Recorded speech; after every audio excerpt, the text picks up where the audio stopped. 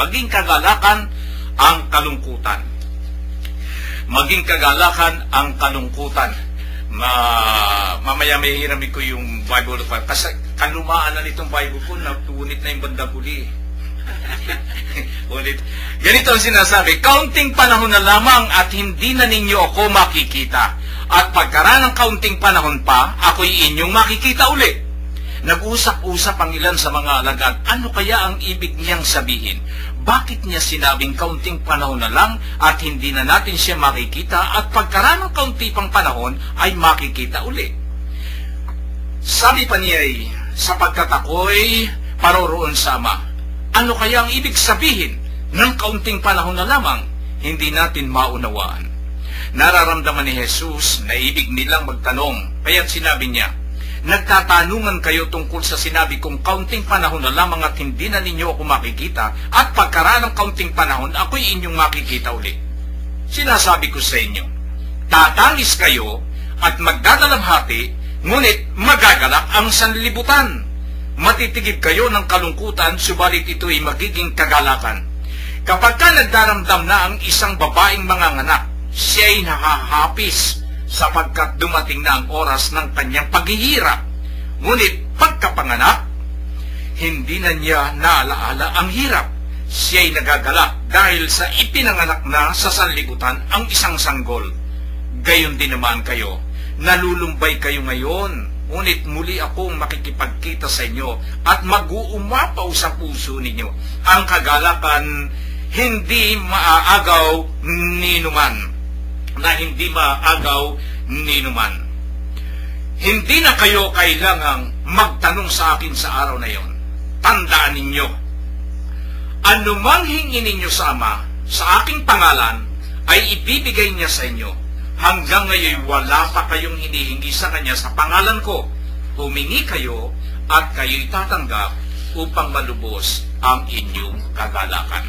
Ito ho yung nilalaman ng ating sa Juan chapter 16 verse 16 hanggang ho sa 24. Magiging kagalakan ang kalungkutan. Maganda ho itong nilalaman ho ng ating banal na aklat na ito. Kapag ka naramdaman na ng isang babaeng manganganak na siya'y nahahapi sapagkat dumating ng oras ng kanyang paghihirap, ngunit pagkapanganak hindi na niya naalalang hirap, siya'y nagagalak dahil sa ipinanganak na sa sanlibutan ang isang sanggol. Yung pagkahapis, yung pagkalungkot. Minsan nalulungkot tayo, pero minsan taranta tayo, minsan ang isip natin, minsan nalulungkot tayo, merong mga problema dumarating. Pero kapag kayong nalutas, yung isang problema dumating sa buhay natin, para bang gusto mong kumain ng masarap? Kuya, yun ang masasabi ninyo.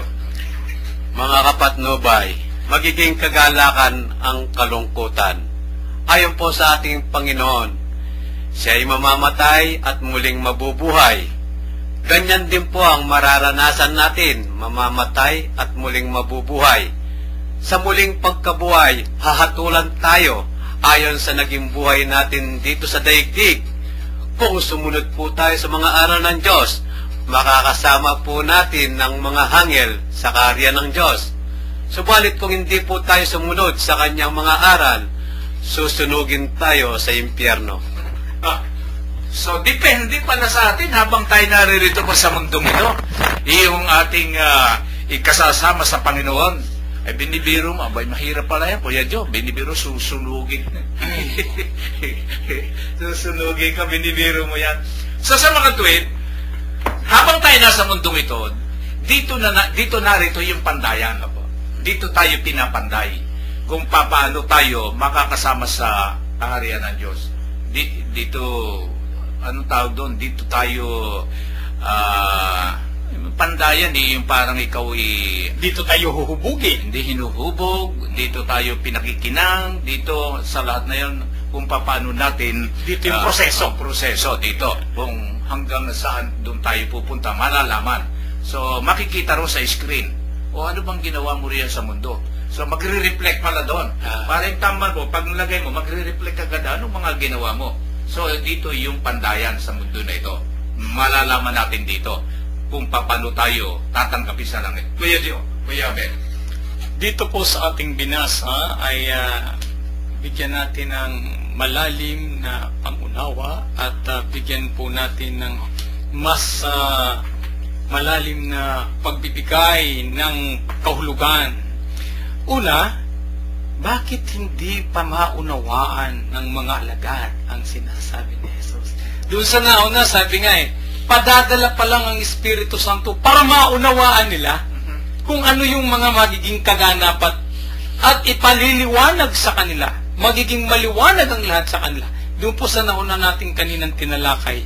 Ibig sabihin, sadyang hindi nga mauunawaan na ang sinasabi ni Jesus, ito na yung panahon ng kanyang pagsasagawa ng kanyang ministeryo Ito na yung ending game niya Ito na yung kanyang pagtupad sa kanyang tungkulin at pagkaroon ng kaganapan sa kanyang gampanin para sa pagliligtas sa sanlibutan.